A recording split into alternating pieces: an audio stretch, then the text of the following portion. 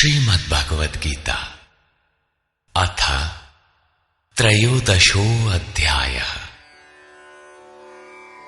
गीता के आरंभ में ही धृतराष्ट्र का प्रश्न था कि संजय, धर्म क्षेत्र में तथा कुरुक्षेत्र में युद्ध की इच्छा से एकत्र हुए मेरे और पांडु पुत्रों ने क्या किया?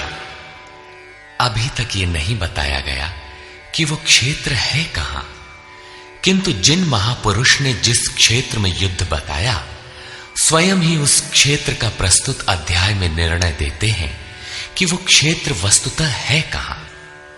श्री भगवान वाच।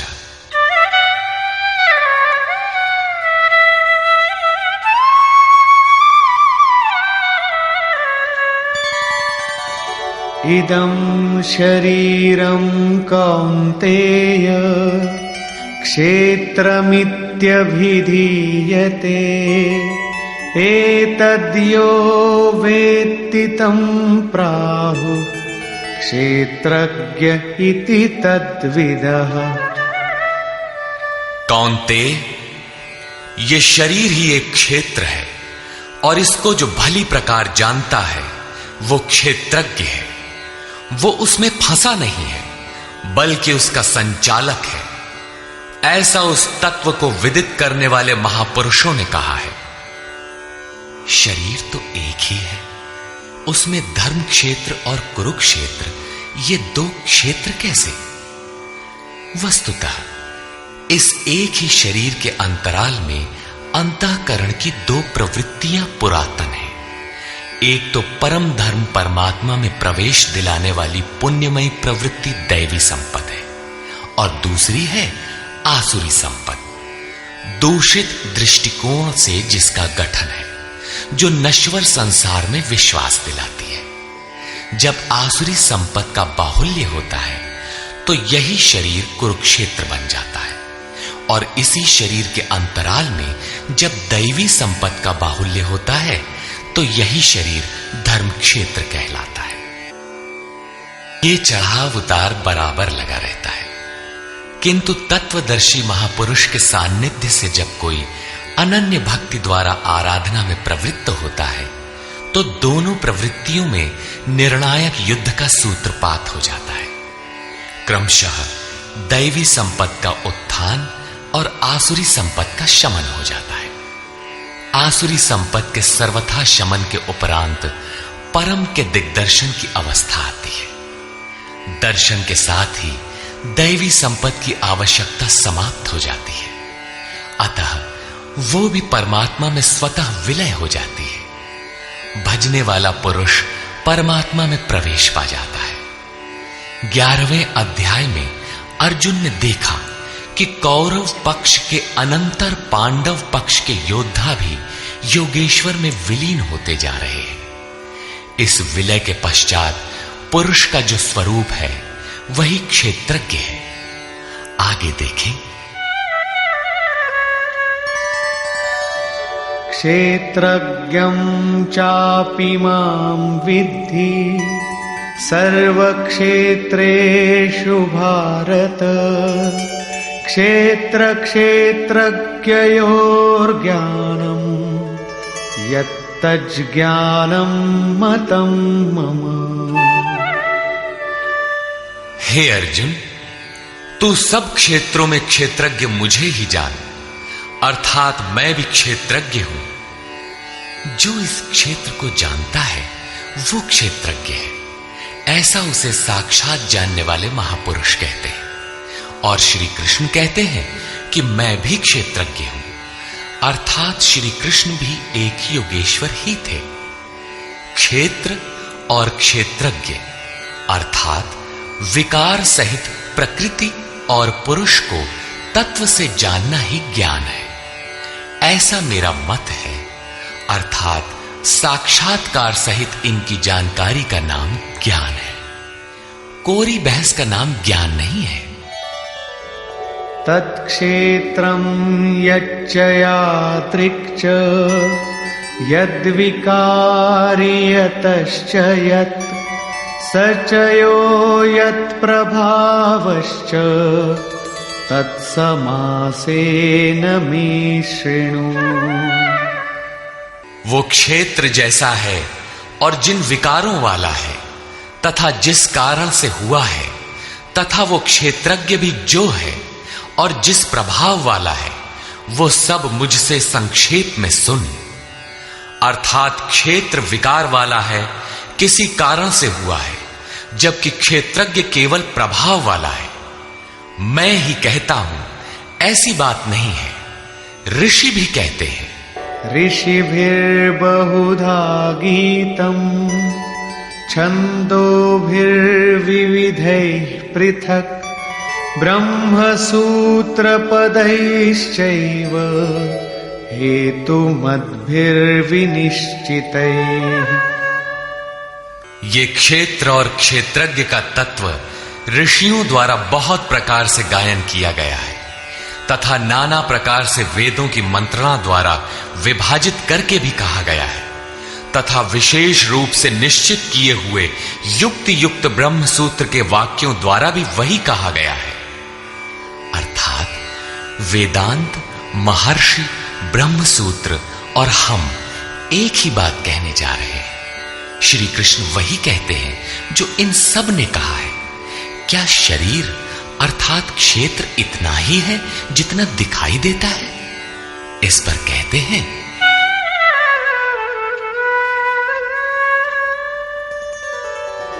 महाभूतान्यहंकारो बुद्धिरव्यक्तमेव च इन्द्रियाणि दशैकञ्च पंचचेन्द्रियगोचराः। अर्जुन, पंच महाभूत अर्थात क्षिति, जल, पावक, गगन, समीर, अहंकार, बुद्धि और चित्त। चित्त का नाम न लेकर उसे अव्यक्त परा प्रकृति कहा गया, अर्थात मूल प्रकृति पर प्रकाश डाला गया है, जिसमें परा प्रकृति भी सम्मिलित है। उपर्युक्त आठों अष्टधा मूल प्रकृति है तथा 10 इंद्रियां आंख, नाक, कान, त्वचा, जिह्वा, रसना, हाथ, पैर, उपस्थ तथा गुदा। एक मन और 5 इंद्रियों के विषय रूप, रस, गंध, शब्द और स्पर्श तथा इच्छा, द्वेषः, सुखं दुःखं, संघातश्चेतना, धृतिः, एतत् क्षेत्रं समासेन सविकारमुदाहृतम्। इच्छा, द्वेष, सुख दुख और सबका समूह स्थूल देह का ये पिंड, चेतना और धैर्य, इस प्रकार ये क्षेत्र विकारों सहित संक्षेप से कहा गया। संक्षेप में यही क्षेत्र का स्वरूप है जिसमें बोया हुआ भला और बुरा बीज संस्कारों के रूप में उगता है। शरीर ही क्षेत्र है। शरीर में गारा मसाला किस वस्तु का है? तो यही 5 तत्व, 10 इंद्रियां, एक मन इत्यादि जैसा लक्षण ऊपर गिनाया गया है। इन सब का सामूहिक संघात पिंड शरीर है। जब तक ये विकार रहेंगे तब तक ये पिंड भी विद्यमान रहेंगे, इसलिए कि ये विकारों से बना है। अब उस क्षेत्रज्ञ का स्वरूप देखें जो इस क्षेत्र में लिप्त नहीं बल्कि उससे निवृत्त है। अमानित्वमदम्भित्वम् अहिंसा क्षान्तिरार्जवम् आचार्योपासनं शौचम् स्थैर्यमात्मविनिग्रहः। हे अर्जुन, मान अपमान का अभाव, दंभाचरण का अभाव, अहिंसा अर्थात अपनी तथा अन्य किसी की आत्मा को कष्ट न देना अहिंसा है। अहिंसा का अर्थ केवल इतना ही नहीं है कि चींटी मत मारो। श्री कृष्ण ने कहा कि अपनी आत्मा को अधोगति में न पहुंचाओ।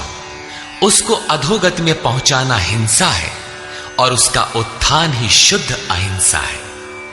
ऐसा पुरुष अन्य आत्माओं के उत्थान हेतु भी उन्मुख रहता है। हां, इसका आरंभ किसी को ठेस न पहुंचाने से होता है। यह उसी का एक अंग प्रत्यंग है। अतः अहिंसा, क्षमा भाव, मन वाणी की सरलता, आचार्योपासना अर्थात श्रद्धा भक्ति सहित सद्गुरु की सेवा और उनकी उपासना, पवित्रता, अंतःकरण की स्थिरता, मन और इंद्रियों सहित शरीर का निग्रह और इंद्रियार्थेषु वैराग्यम् अनहंकार एव च जन्म मृत्यु जरा व्याधि दुख दोषानुदर्शनम्। इस लोक और परलोक के देखे सुने भोगों में आसक्ति का अभाव, अहम का अभाव, जन्म मृत्यु, वृद्धावस्था, रोग और भोगादि में दुख दोष का बारंबार चिंतन, असक्तिरनभिष्वङ्गः पुत्रदार गृहादिषु नित्यं च समचित्तत्वम् इष्टानिष्टोपपत्तिषु। पुत्र, स्त्री, धन और गृहादि में आसक्ति का अभाव, प्रिय तथा अप्रिय की प्राप्ति में चित्त का सदैव सम रहना,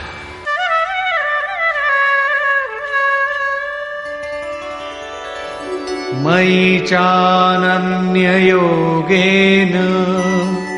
भक्तिरव्यभिचारिणी विविक्तदेशसेवित्वम्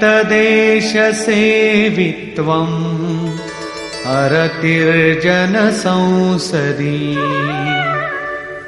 मुझ में अनन्य योग से श्री कृष्ण एक योगी थे, अर्थात ऐसे किसी महापुरुष में अनन्य योग अर्थात योग के अतिरिक्त अन्य कुछ भी स्मरण न करते हुए अव्यभिचारिणी भक्ति अर्थात इष्ट के अतिरिक्त किसी चिंतन का न आना, एकांत स्थान का सेवन, मनुष्यों के समूह में रहने की आसक्ति का न होना तथा अध्यात्मज्ञान नित्यत्वम् तत्त्वज्ञानार्थदर्शनम् एतज्ज्ञानमिति प्रोक्तम् अज्ञानं यदतोऽन्यथा।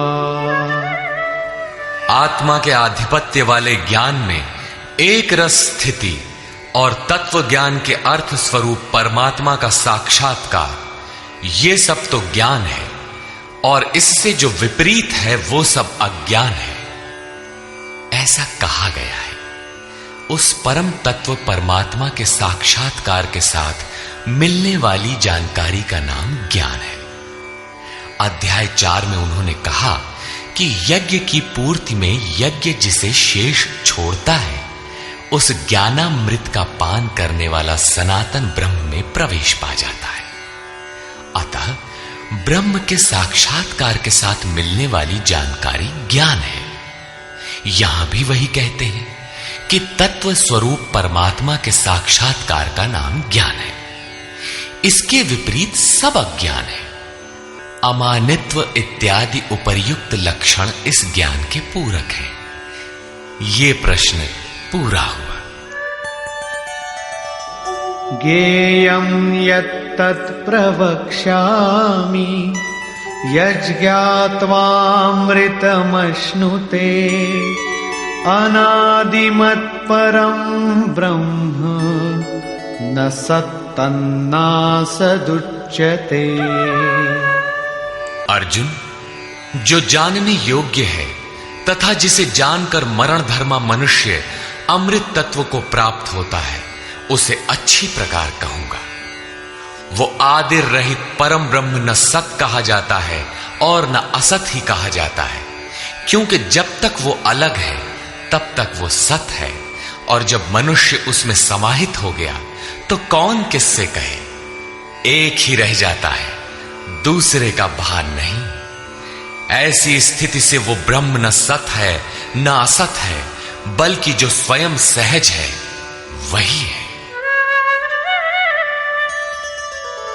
सर्वतः पाणिपादं तत् सर्वतोक्षिशिरोमुखम् सर्वतः श्रुतिमल्लोके सर्वमावृत्य तिष्ठति।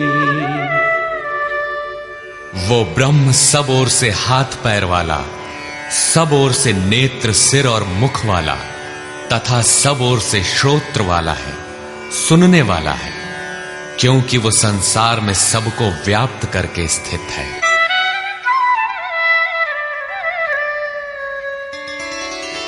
सर्वेन्द्रिय गुणाभासं सर्वेन्द्रिय विवर्जितम् असक्तं सर्वभृच्चैव निर्गुणं गुणभोक्तृ च। वो संपूर्ण इंद्रियों के विषयों को जानने वाला है, फिर भी सब इंद्रियों से रहित है। वो आसक्ति रहित, गुणों से अतीत होने पर भी सबको धारण और पोषण करने वाला और सभी गुणों को भोगने वाला है, अर्थात एक एक करके सभी गुणों को अपने में लय कर लेता है। जैसा श्री कृष्ण कह आए हैं कि यज्ञ और तपों को भोगने वाला मैं हूं, अंत में संपूर्ण गुण मुझ में विलय हो जाते हैं।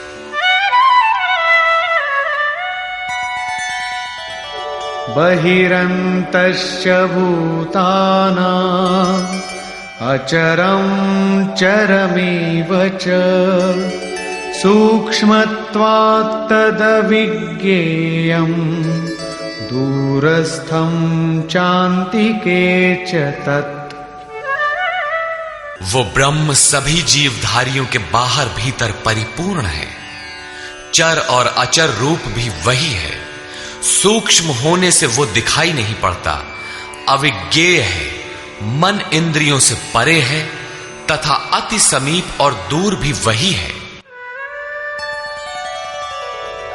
अविभक्तं च भूतेषु विभक्तमिव च स्थितं भूतभर्तृ च तज्ज्ञेयम् ग्रसिष्णु प्रभविष्णु च।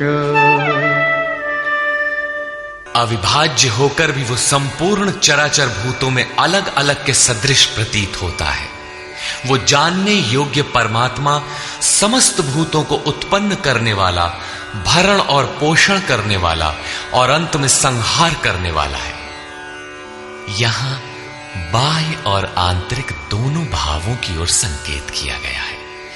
जैसे बाहर जन्म और भीतर जागृति, बाहर पालन और भीतर योग क्षेम का निर्वाह, बाहर शरीर का परिवर्तन और भीतर सर्वस्व का विलय, अर्थात भूतों की उत्पत्ति के कारणों का लय और उस लय के साथ ही अपने स्वरूप को प्राप्त हो जाता है। ये सब उसी ब्रह्म के लक्षण है। ज्योतिषामपि तज्ज्योतिः तमसः परमुच्यते ज्ञानं ज्ञेयं ज्ञानगम्यं हृदि सर्वस्य विष्ठितम्। वो ज्ञेय ब्रह्म ज्योतियों का भी ज्योति है, तम से अति परे कहा जाता है। वो पूर्ण ज्ञान स्वरूप है, पूर्ण ज्ञाता है, जानने योग्य है और ज्ञान द्वारा ही प्राप्त होने वाला है। साक्षात्कार के साथ मिलने वाली जानकारी का नाम ज्ञान है। ऐसी जानकारी द्वारा ही उस ब्रह्म का प्राप्त होना संभव है। वो सबके हृदय में स्थित है, उसका निवास स्थान हृदय है, अन्यत्र ढूंढने पर वो नहीं मिलेगा। अतः हृदय में ध्यान तथा योगाचरण द्वारा ही उस ब्रह्म की प्राप्ति का विधान है। इति क्षेत्रं तथा ज्ञानं ज्ञेयं चोक्तं समासतः मद्भक्त एतद्विज्ञाय मद्भावायोपपद्यते।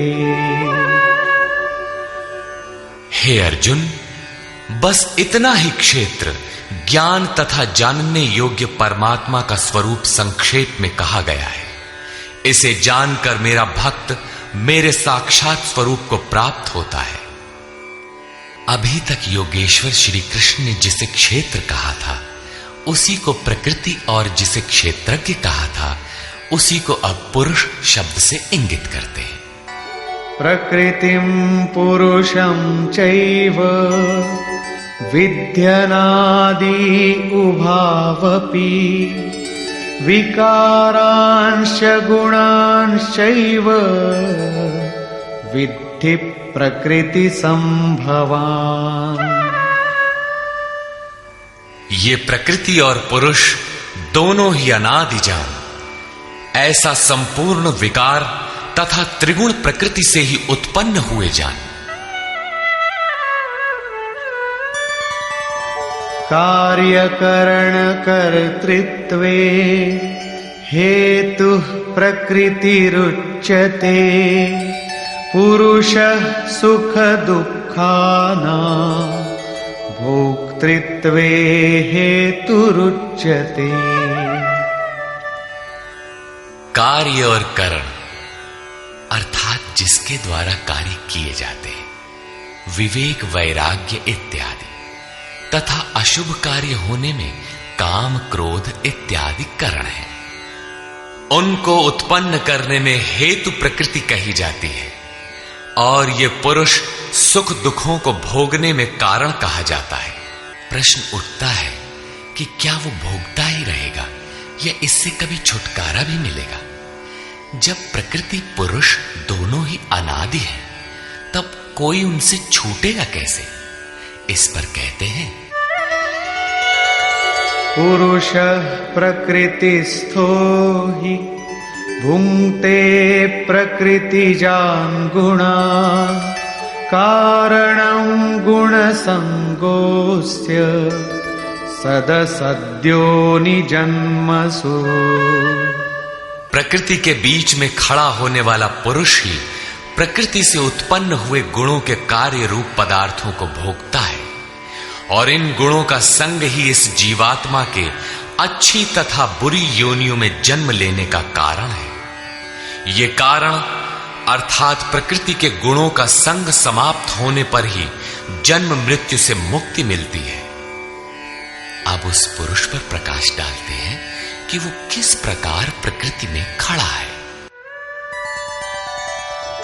उपद्रष्टानुमन्ता च भर्ता भोक्ता महेश्वरः परमात्मेति चाप्युक्तो देहेऽस्मिन् पुरुषः परः।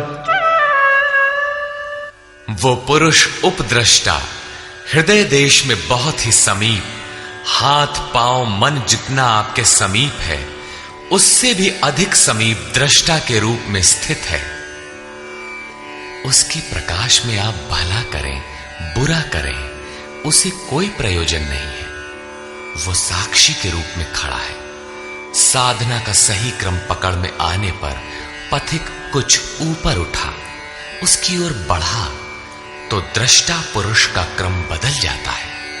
वो अनुमंता अनुमति प्रदान करने लगता है, अनुभव देने लगता है।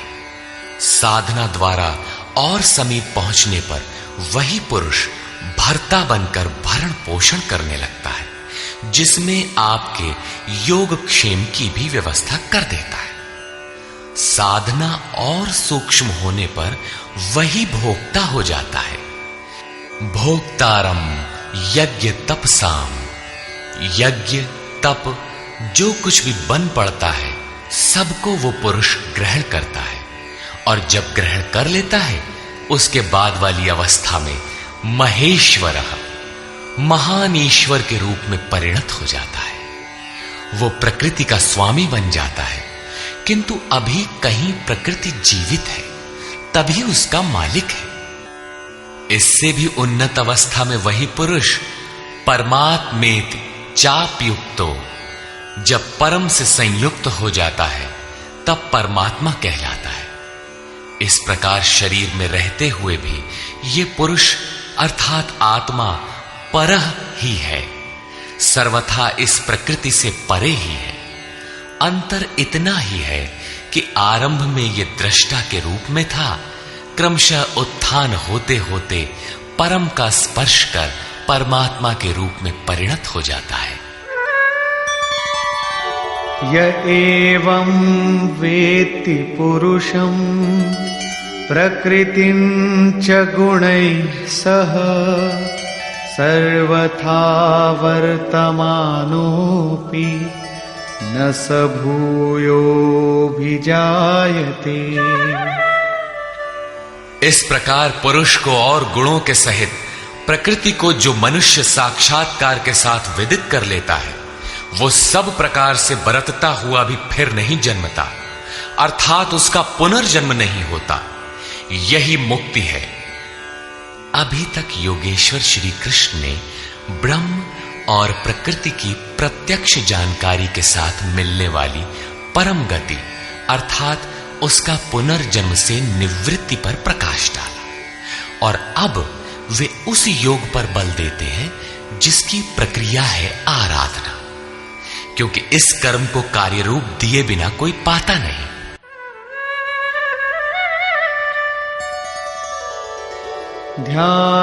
ध्यानेनात्मनि पश्यन्ति केचिदात्मानमात्मना अन्ये सांख्येन योगेन कर्मयोगेन चापरे। हे अर्जुन, उस आत्मानम परमात्मा को कितने ही मनुष्य तो आत्मना अपने अंतर चिंतन से ध्यान के द्वारा आत्मनि हृदय देश में देखते हैं, कितने ही सांख्य योग के द्वारा अर्थात अपनी शक्ति को समझते हुए उसी कर्म में प्रवृत्त होते हैं, और अन्य बहुत से उसे निष्काम कर्म योग द्वारा देखते हैं, समर्पण के साथ उसी नियत कर्म में प्रवृत्त होते हैं। प्रस्तुत श्लोक में मुख्य साधन है ध्यान। उस ध्यान में प्रवृत्त होने के लिए सांख्य योग और निष्काम कर्म योग दो धाराएं हैं। अन्ये त्वेवमजानन्तः श्रुत्वान्येभ्य उपासते तेऽपि चातितरन्त्येव मृत्युं श्रुतिपरायणा। परंतु दूसरे जिनको साधना का ज्ञान नहीं है, वे इस प्रकार न जानते हुए अन्येभ्यः दूसरे जो तत्व के जानने वाले महापुरुष हैं, उनके द्वारा सुनकर ही उपासना करते हैं, और वे सुनने के परायण हुए पुरुष भी मृत्यु रूपी संसार सागर से निसंदेह तर जाते हैं। अतः कुछ भी पार न लगे तो सत्संग करें। यावत् संजायते किंचित् सत्वं स्थावर जंगमम् क्षेत्र क्षेत्रज्ञ संयोगात् तद्विद्धि भरतर्षभ। हे अर्जुन, यावन मात्र जो कुछ भी स्थावर जंगम वस्तुएं उत्पन्न होती हैं, उन संपूर्ण को तू क्षेत्र और क्षेत्रज्ञ के संयोग से ही उत्पन्न हुई जान। प्राप्ति कब होती है, इस पर कहते हैं समं सर्वेषु भूतेषु तिष्ठन्तं परमेश्वरं विनश्यत्स्व विनश्यन्तं यः पश्यति स पश्यति।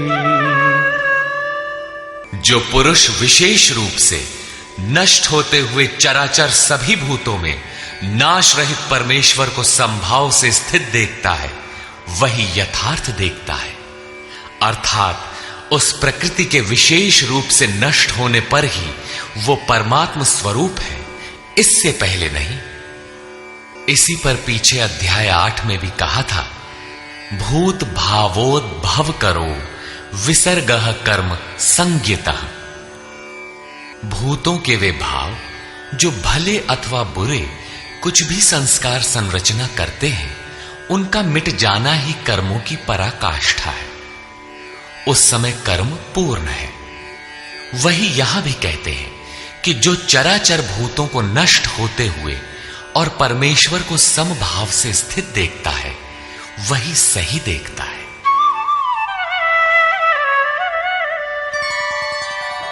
समं पश्यन्हि सर्वत्र समवस्थितमीश्वरम्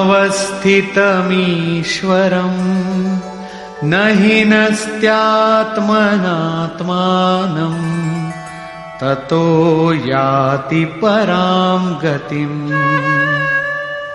क्योंकि वो पुरुष सर्वत्र समभाव से स्थित परमेश्वर को समान अर्थात जैसा है वैसा ही समान देखता हुआ अपने द्वारा स्वयं को नष्ट नहीं करता, क्योंकि जैसा था वैसा उसने देखा, इसलिए वो परम गति को प्राप्त होता है। प्राप्ति वाले पुरुष के लक्षण बताते हैं।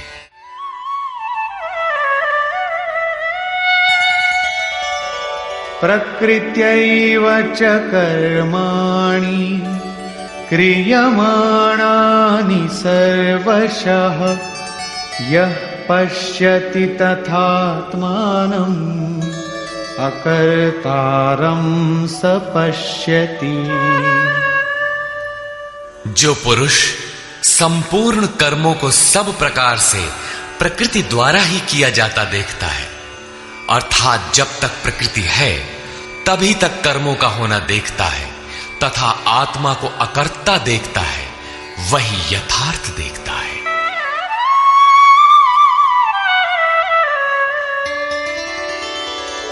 यदा भूत पृथग् भावम् एकस्थमनुपश्यति तत एव च विस्तारम् ब्रह्म संपद्यते तदा।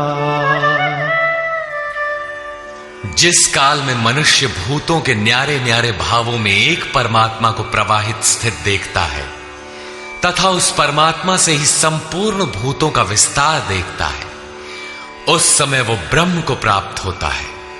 जिस क्षण ये अवस्था आ गई उसी क्षण वो ब्रह्म को प्राप्त होता है। ये लक्षण भी स्थित प्रज्ञ महापुरुष का ही है।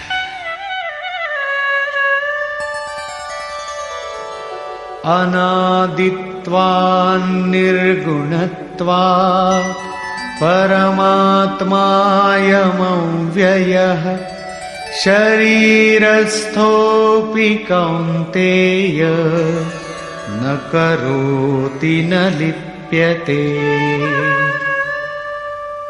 कौन्तेय, अनादि होने से और गुणातीत होने से ये अविनाशी परमात्मा शरीर में स्थित होते हुए भी वास्तव में न करता है और न लिप्त ही होता है।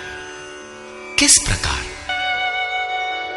यथा सर्वगतं सौक्ष्म्याद् आकाशं नोपलिप्यते सर्वत्रावस्थितो देहे तथात्मानोपलिप्यते। जिस प्रकार सर्वत्र व्याप्त हुआ आकाश सूक्ष्म होने के कारण लिप्त नहीं होता, ठीक वैसे ही सर्वत्र देह में स्थित हुआ भी आत्मा गुणातीत होने के कारण देह के गुणों से लिप्त नहीं होता। आगे कहते हैं,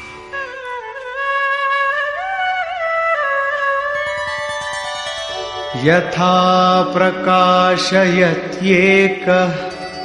कृत्स्नं लोकमिमं रविः क्षेत्रं क्षेत्री तथा कृत्स्नं प्रकाशयति भारत। अर्जुन, जिस प्रकार एक ही सूर्य संपूर्ण ब्रह्मांड को प्रकाशित करता है, उसी प्रकार एक ही आत्मा संपूर्ण क्षेत्र को प्रकाशित करता है। अंत में निर्णय देते हैं, क्षेत्र क्षेत्रज्ञयोरेवम् अंतरं ज्ञान चक्षुषा भूत प्रकृति मोक्षं च ये विदुर्यान्ति ते परम्। इस प्रकार क्षेत्र और क्षेत्रज्ञ के भेद को तथा विकार सहित प्रकृति से छूटने के उपाय को जो ज्ञान रूपी नेत्र द्वारा देख लेते हैं, वे महात्मा जन पर ब्रह्म परमात्मा को प्राप्त होते हैं। अर्थात क्षेत्र क्षेत्रज्ञ को देखने की आंख ज्ञान है और ज्ञान साक्षात्कार का ही पर्याय है। निष्कर्ष, गीता के आरंभ में धर्म क्षेत्र कुरुक्षेत्र का नाम तो लिया गया, किंतु वह क्षेत्र वस्तुतः है कहां? वह स्थल बताना शेष था, जिसे स्वयं शास्त्रकार ने प्रस्तुत अध्याय में स्पष्ट किया। कौन्तेय, यह शरीर ही एक क्षेत्र है। जो इसको जानता है वह क्षेत्रज्ञ है। वह इसमें फंसा नहीं बल्कि निर्लेप है, इसका संचालक है। अर्जुन, संपूर्ण क्षेत्रों में मैं भी क्षेत्रज्ञ हूं। अन्य महापुरुषों से अपनी तुलना की। इससे स्पष्ट है कि श्री कृष्ण भी एक योगी थे, क्योंकि जो जानता है वह क्षेत्रज्ञ है, ऐसा महापुरुषों ने कहा है। मैं भी क्षेत्रज्ञ हूं, अर्थात अन्य महापुरुषों की तरह मैं भी हूं। उन्होंने क्षेत्र जैसा है जिन विकारों वाला है तथा क्षेत्रज्ञ जिन प्रभावों वाला है उस पर प्रकाश डाला। मैं ही कहता हूं ऐसी बात नहीं है, महर्षियों ने भी यही कहा है। वेद के छंदों में भी उसी को विभाजित करके दर्शाया गया है। ब्रह्म सूत्र में भी वही मिलता है। शरीर अर्थात जो क्षेत्र है, क्या इतना ही है जितना दिखाई देता है? इसके होने के पीछे जिनका बहुत बड़ा हाथ है, उन्हें गिनाते हुए बताया कि अष्टधा मूल प्रकृति, अव्यक्त प्रकृति, 10 इंद्रियां और मन, इंद्रियों के 5 विषय, आशा, तृष्णा और वासना, इस प्रकार इन विकारों का सामूहिक मिश्रण यह शरीर है। जब तक ये रहेंगे तब तक शरीर किसी न किसी रूप में रहेगा ही। यही क्षेत्र है जिसमें बोया भला बुरा बीज संस्कार रूप में उगता है। जो इसका पार पा लेता है वह क्षेत्रज्ञ है।